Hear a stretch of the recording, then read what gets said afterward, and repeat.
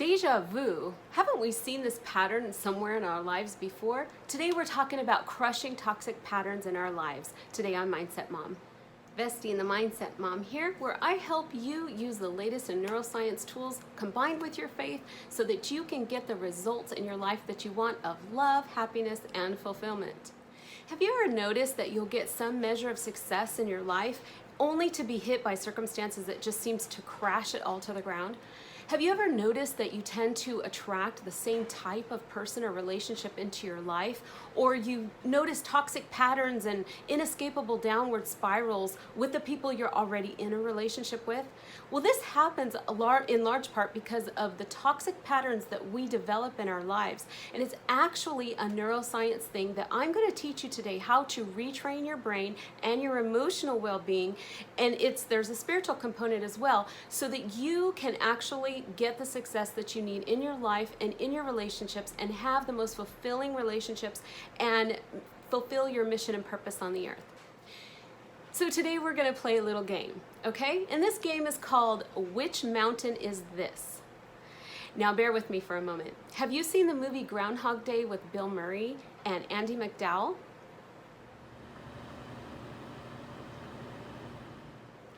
In the movie Groundhog Day, Bill Murray's character wakes up every day and it's the same day over and over again, Groundhog Day. And this movie, I love it because Bill Murray walks through these circumstances whereby he's just going through these motions of life. And by doing this, and it happens over and over and over again, but something starts to change on the inside of him. He starts to come to terms with himself and with his own limitations and weaknesses. And these circumstances, first it sends him into a tailspin of depression, and then it starts really digging out those character flaws and character traits in him that has kept him from true connection and from having true love and true even success in life. And I love this movie because it's brilliantly written by Harold Ramis, who's since passed, but I love it because it is almost like a narrative. And I know Harold Ramis, being Jewish, probably has something to do with the story that has come about. It's very reminiscent of the Israelites in the desert after they leave Egypt, and they're wandering in the desert, and it's like they've wandered around this mountain and around this mountain, and finally God says, you have gone around this mountain long enough, and then they are taken into the promised land. And I often think about this because oftentimes we go around and around the same mountain in our lives, whether it is the same toxic relationship, the same types of failure in our businesses, or maybe we are in a business or in a field and we're not being paid what we know that we're worth and our value, and we just keep going around this mountain. Well, today I'm going to teach you how you can eliminate these toxic patterns in your life. And it's a lot easier than you might think, but it is a very powerful thing that you can do in order to get the success that you so desire. So what is going on with these constant patterns that repeat themselves in our lives? Well, when trauma happens, our brains take a snapshot, and that part of the brain that is involved in freezing that moment in time with its emotions is called the amygdala. The amygdala part of the brain is mainly responsible for keeping you alive. That's right, it's meant for survival, and it largely deals with the emotions of fear and anger. It's kind of where the fight, flight, or freeze response originates when in response to a stimulus from the environment. Now, this part of the brain is, like I said, it's meant to keep us safe, so it doesn't care how you feel, it doesn't care about your happiness, and it doesn't care about your relationship with God.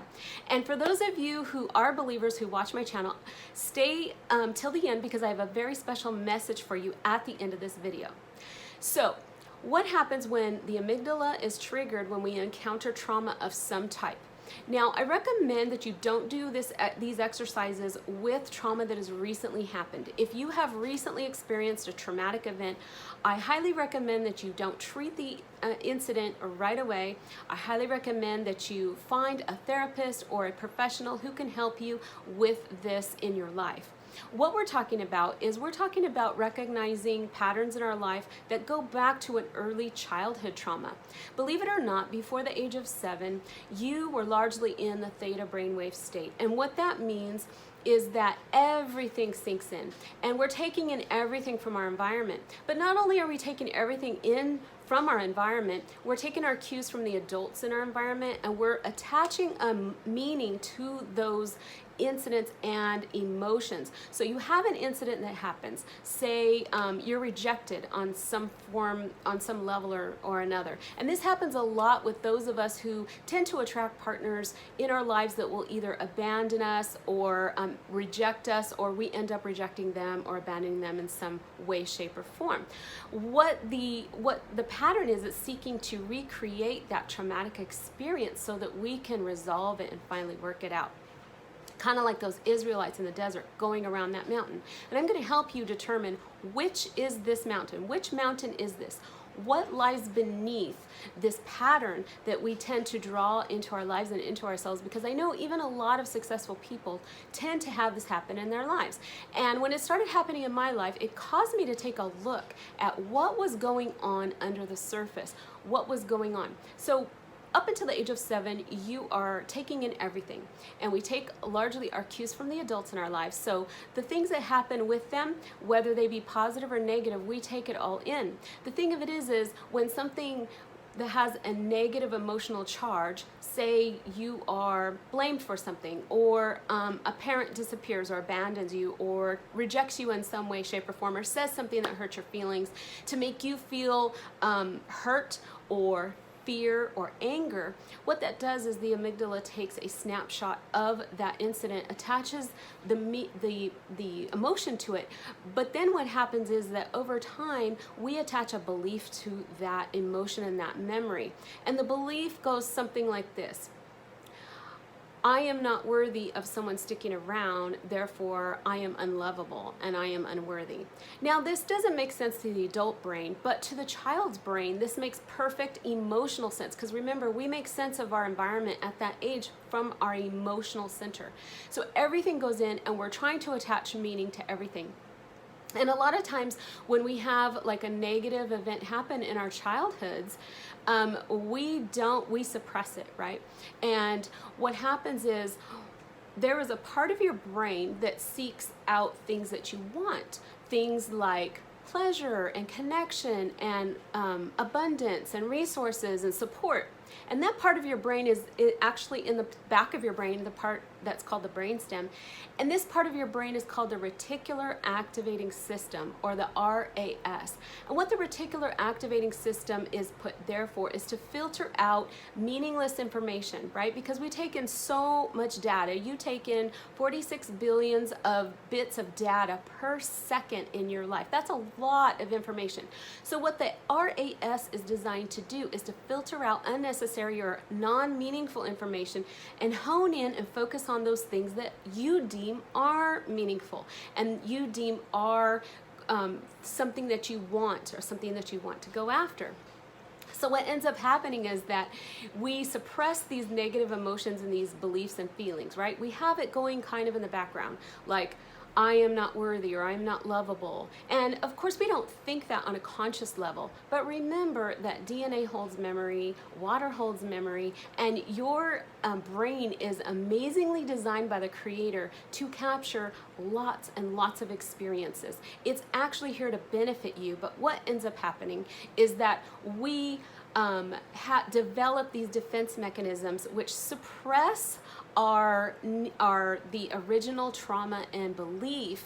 So what happens is that we kind of suppress it and we don't think it's there, but we end up reaching outside of ourselves for things that will help keep it submerged below the surface. Think about an iceberg, right? You only have the top that's visible, but there's this vast body, this mass underneath the water, and that is like those memories and those emotions and beliefs that you have suppressed all these years. But I'm going to help you dig those up and find out what they are. The problem is that when that becomes on autopilot, the RAS system actually seeks cues out from the environment to almost like pull those experiences back into our lives. And it's actually a wonderful design of the Creator to allow us the time to work through these traumas, to work through these beliefs, because a belief that goes antithesis to God's truth about you, that you are lovable, that you are worthy, that you are abundant, this is actually a lie, and it actually breaks His law. Now, I'm not going to get too deep into that in this video, but just suffice it to say that that amygdala part of the brain that traps those emotions, that tends to put them on autopilot, they're running in the background and they're helping your RAS to make decisions in your life that are going to set you up almost like for sabotage or failure or toxic relationships. That actually is a gift of the Creator so that you can work out this negative belief. So it's almost like a grace or a mercy that these things come back around. It's like another opportunity to go around the mountain so that you can have healing to those innermost parts of your life, so that you don't have to go around this mountain anymore and you can go into your land of inheritance. Does this make sense? So the way I look at it is that the belief, the amygdala part of the brain is like the carnal mind. And we're told in the scriptures in the book of Romans that the carnal mind is at enmity with God, okay? It can't follow the law. Indeed, it cannot follow God's law. It's not in line with it. It's not commensurate with His instructions, right? So in Hebrew, the word for law is Torah, and a better translation of it is instructions, like the instructions of a loving father. And so just like those Israelites that went around that mountain over and over again, there was something that God was trying to work out of their character, out of their lives, to actually prepare them and get them ready to go into the promised land, because they wouldn't have been ready and able and capable to receive what He had for them until they had these things worked out inside of them. Does this make sense? So like in my own life, I can see actually early childhood negative traumas being solidified and cemented, and on a subconscious level, I'm trying to work them out. So my reticular activating system is actually pulling similar circumstances, similar people, things that are familiar, right? Because your brain will always draw you back to things that are familiar. It's just the way we're put together. So over time, I started realizing that, you know what, this really looks familiar. Like this person is like that person in my life. Oftentimes, we'll try to work out trauma in our lives with a parent by attracting a partner that's almost exactly like that person in personality, temperament, energy, and habits. And this is the crazy thing, is because it's almost uncanny. And this is also, by the way, even passed down through the generations in the DNA. There's something that's called DNA memory. And epigenetics has found that it depends on how we respond, that will, how we express that genetic characteristic or trait. It can be expressed in a variety of ways. So we have an amazing arsenal of knowledge from brain science so that we can understand what's going on with us spiritually when we have these constant toxic, negative relationships. And it doesn't even have to be a romantic relationship. It can be a relationship with your boss. It can be, you can maybe look back and see, you know, I really have not liked any of my employers. And when I think about it, I look down, and you carry that resentment, you carry that baggage, you carry that negativity, but unbeknownst to you, you're constantly drawing that back into your life. And so I want to let you know that there's hope, that we can break those toxic negative patterns. I'm going to give you some tools that you can use right away that can get underneath, and you can get immediate healing, and also show you how God is there for you to walk you through this process. We are not left alone. You know, the Bible says that He did not leave us alone as orphans. And I know there are a lot of people in the world today that have like almost like an orphan spirit. And it's that toxic pattern that keeps fulfilling in their lives. And our gracious Heavenly Father is not wanting you to walk in defeat. He doesn't want you to walk in that negativity or that defeat and that failure. He actually wants you to overcome it. So if you put to use these tools, and I really do mean put to use, and hang with me, those of you who don't believe in God, I understand, but sometimes you need to attribute, sometimes we just need to walk in faith, right? Whether you put your faith in a higher power, whatever you put your faith in, just start, okay? Because the Creator is all loving, and He's merciful, and He's patient. And He wants you to taste and see that the Lord is good. And so part of that is living this victorious life and receiving His blessings. That's tasting and seeing that He is good, right? But there are tools that we can use that are powerful. It doesn't matter what your background. When you use these powerful tools, you will get a sense of freedom. You will stop going around that same mountain over and over again, getting the same results. So the first step that we are going to take, step number 1, is we're going to determine what is this mountain. Now, I told you we're going to play a game, and it's kind of fun, but it's also like, think of it as an experiment. Okay, so in my life, I like to look at circumstances sometimes that is an experiment, because it allows me to detach myself from the situation, so I don't have such an emotional charge associated with it. I'm just kind of like a conscious observer, and I'm going, that's interesting. I wonder if I try this, or if I wonder if what would happen if I tried that, right? Because we should have the freedom to have curiosity and try new things and learn new things. And when we're walking with the Creator, He wants us to step out of our comfort zone and try new things. So the first thing we're going to do is determine, what is this mountain? So when you're thinking back to your past and you're looking at all the patterns that have repeated in your life, I'm sure, this exercise, it doesn't take but 5 minutes, and you can start to think about, and I highly recommend that you do it when you're not in a conflict sort of way, or when your cortisol levels are high, not when you're stressed, not when you're, you just got off work and you're exhausted, but kind of when you're in like a calm, I call it the alpha theta brainwave state, because you're just in an alpha state, which is where we calmly solve problems, right?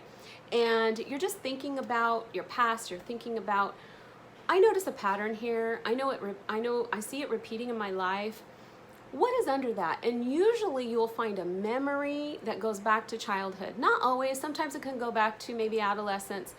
But if you go back to that memory and you kind of almost like lift up that thing or that mountain or that problem, whatever it is, and that memory, and you go back to that time when you were that age where it originally happened, what was the feelings you were feeling? Like if it was an interaction with a parent or a teacher or a sibling, what was the emotion that was kind of released in your body? Now, we feel emotions in our body, so you may even experience that emotion resurge in that part of your body again. That's okay. You are the calm, conscious observer. We're just experimenting. You take a look and you say, that's interesting. When that happened, like say when my parent yelled at me, I felt fear, okay? And then after fear, I felt hurt. And I felt anger, because often anger is a secondary emotion. Fear and hurt are like root emotions.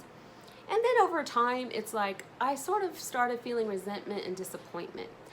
And I just started to learn that maybe my authority figures constantly let me down. And so again, so you want to go back and you want to feel that emotion. Then you want to sit with it. And you almost want it in a nurturing way, yet a detached way again. And I like to do this exercise with Yeshua, Jesus. I picture Him looking over my shoulder, and just because He's all love, right? God is love. And if I do this in an atmosphere of peace, I'm able to sit with the emotion, and I'm able to kind of observe it with Him, and even observe my younger self. If you want to do that, I know that I've received healing by doing this exercise of just extending mercy and grace to my younger self, whatever age I was when I received that rejection or that hurt or that traumatic experience that was associated with something. And I just sit with a feeling and I observe it and I accept it. Believe it or not, when we push emotions away, they come back stronger, or they go even more submerged like that iceberg, and tend to draw even worse and worse situations into our lives That's also a principle in the Torah, by the way. In Deuteronomy 27 and 28, the passage is about blessings and curses, because every 7 years it gets worse and worse for the curses, right? So you don't want to keep attracting worse and worse situations that are going to cause you to deal with these things. So we want to do it in an atmosphere of prayer, lifting it up. Then that's step one. Step two, I want you to write down what the emotion is and who hurt you. Answer this question. Who hurt me? Who was it that caused me to feel that emotion and to have that particular memory? Then I want you to write down, as a result of that emotion and that hurt, what belief did I attach to that emotion? What belief? Because as children, especially, when we feel an emotion, we give it meaning, because we're constantly searching for meaning in our lives, right? And so we give that thing meaning. This means, and usually with children, we internalize it. We turn it back on ourselves and we make it about us, that something is wrong with us. Well, my parents got divorced because it's all my fault. I was not a good enough child. I was not a good enough student. I couldn't protect everybody enough. I didn't make my parents happy enough, and they grew unhappy with each other, and it's all my fault. So do you see how that can turn into a belief of unworthiness, or self-condemnation and self-loathing, self-hatred, and shame? Guilt and shame are core negative energy roots, and we want to get down to that level. And you almost want to interact with your younger self on the level that they understand.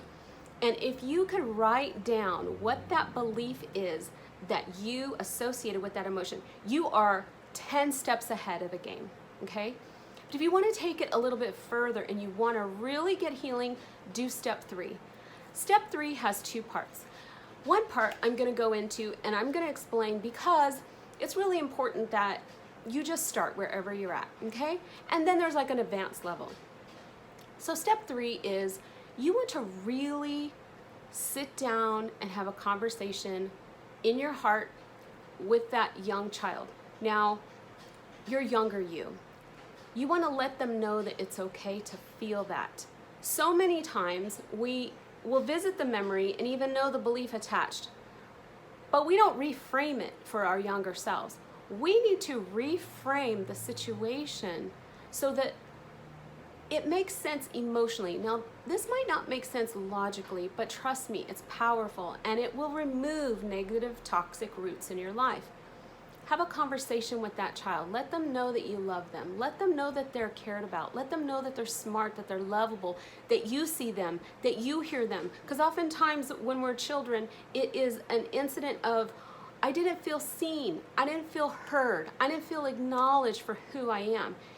But you can do the work now, because there's no excuse. We can have a bad childhood and a good life, because we can address these things, which is God's will for us, His perfect will, to prove His perfect will, and we can bring healing to this area. Now, those of you who are believers, I highly recommend that you allow the love of God to permeate that area of your heart and acknowledge that this belief is wrong. I need to acknowledge that it's not the truth. It was the truth I believed when I was little, but it's not the truth about me now. And begin to let it go. Begin to surrender it. You know, there's something to be said about putting an issue or a problem out on the table, because like the Psalm says in Psalm 139, know my anxious thoughts. Okay, well, it's not a command necessarily, but it is a suggestion. Now you might say, well, God already knows my anxious thoughts. True. That's why I think the psalmist was saying like an invitation to God to, I'm putting it out there, God. I want you to see all my anxious thoughts. I'm not holding back anything. I want you to see it all.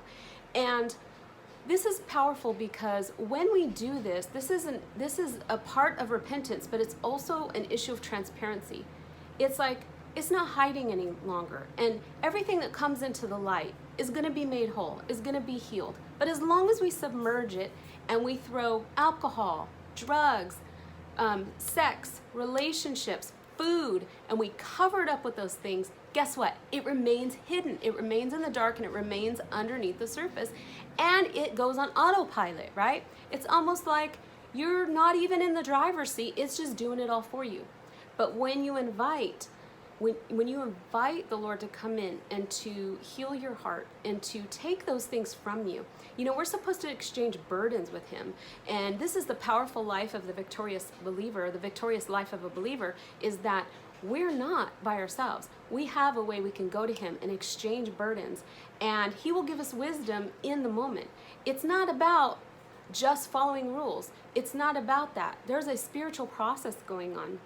And he wants us to come to us because he loves us and he wants to make us whole. Okay, so in my life, I've done this exercise, I would say quite a few times the last year, and it's been very powerful. I have seen people in my life change. I've seen circumstances change. I've seen circumstances improve in my life just by employing this formula. I say formula, but it really is a journey, and each time you do it, you go deeper and deeper. So I want to know from you in the comments, tell me, have you done something similar to kind of root out negative toxic emotions and negative toxic patterns? Because we don't want to live a life of defeat. You know, there's blessings for the overcomer. There's blessings to those who overcome, who are victorious. And we're not left alone. The burden is not all on our shoulders. And when we exchange burdens with him, we are walking in victory and we're fulfilling our life's potential. So I hope that this video has been helpful to you. Please, if you found this helpful and you can think of somebody who needs to hear this message, go ahead and share this video with them.